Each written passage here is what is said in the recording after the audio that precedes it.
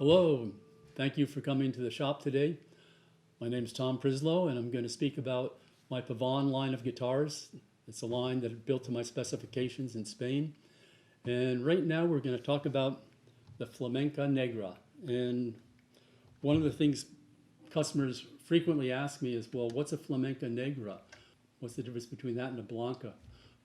And this is made with rosewood back and sides on the Flamenca Negras, and that gives you more tonal variation. It gives you a warmth, and it gives you more tonal color. A cypress guitar gives you one sound that's really beautiful, but it does not give you the tonal variation that you find in the rosewood. So that's why I offer it in the rosewood. I find that the crossover players and flamenco players and classical players, they want that. They like that. A dedicated flamenco player, sometimes I do special order the cypress guitars, and that's fine. But for a crossover player and for most flamenco players, a Negra is really a wonderful way to go. I can honestly say that this model is one of my favorites because it's an exciting guitar to play. It has an explosive attack, but it's very, very exciting, and it's edgy and it's bright, and it also has a beautiful bass quality. It's really expressive. So on the flamenco guitar, the bracing system that is used on this instrument is it has the harmonic bar below the sound hole, and then rather than putting in 6 fan braces or 7 fan braces like on a typical Taurus system, this guitar has 5 fan braces, so it's more lightly braced, and also the braces are thinner and more delicate. And it also uses a very fine treble bar that comes down on the treble side. As far as diagonal chevrons down here on the lower bout of the instrument, we don't have any.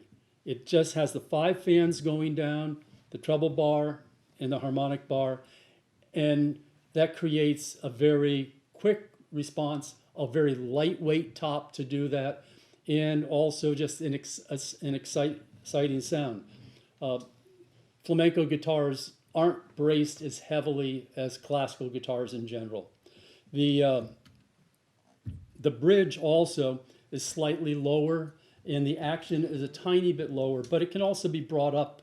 With flamenco guitarists, though, they're different than the typical classical players. Classical players frequently, they want a guitar that's going to play cleanly, like not have any buzziness or raspiness, that kind of a thing. Whereas there's some flamenco players that's really part of their sound. And they want a low action, and that type of raspiness or buzziness is, to them, part of the style of the music they play. So we have the ability to put it down and get it in that range, but also the ability to bring this action up a little bit and have it more similar to a moderate classical guitar height. These flamencos, I also, the standard is a 650 millimeter string length because the flamenco players usually want that. A lot of good flamenco guitars even have a longer string length, but so much of the time they're using a capo on the 1st, 2nd, 3rd fret, whatever, and so the string length is shortened usually with their capos anyway. So I don't order these in a 640 scale length. I do all of the setup work myself, so that the nuts, the saddles, all of that kind of stuff is really top notch. And one of the things too is, like, to give you a little history of the flamenco.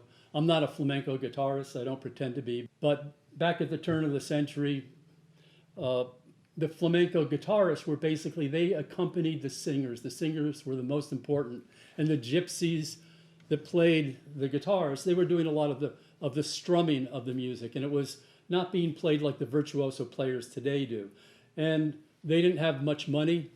And they made guitars out of cypress that they had in Spain. Was a cheap wood, so the back and the sides of the guitars were made with a cheap wood. They couldn't afford to have a rosewood guitar.